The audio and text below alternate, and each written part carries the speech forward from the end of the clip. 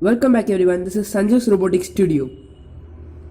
Today we are going to see how to push data into our Google spreadsheets using NodeMcu and Wi-Fi.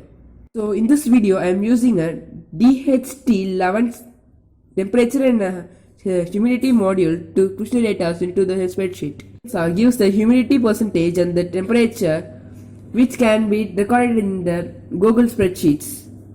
For this project you need a NodeMcu, a Google account and a DHT11 temperature humidity sensor. I have given the code for this project, so kindly check the description for the code. This uploads the value for every 10 seconds in the Google Drive, and I have created a spreadsheet in the Google Drive so that it can be recorded in the cloud. So we can access this in anywhere as we are anywhere in the world.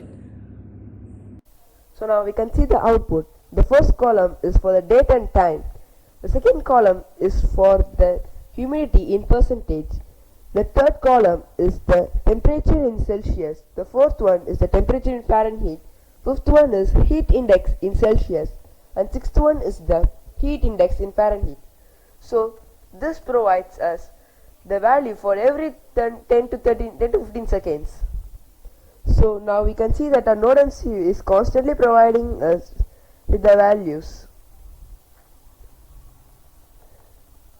The values keep on changing, but sometimes it remains the same as the surroundings, heat, temperature and humidity does not increase.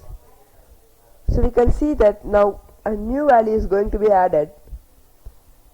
So like this, we can use this project to note a temperature for a temperature and the weather forecast, which help us in future researches.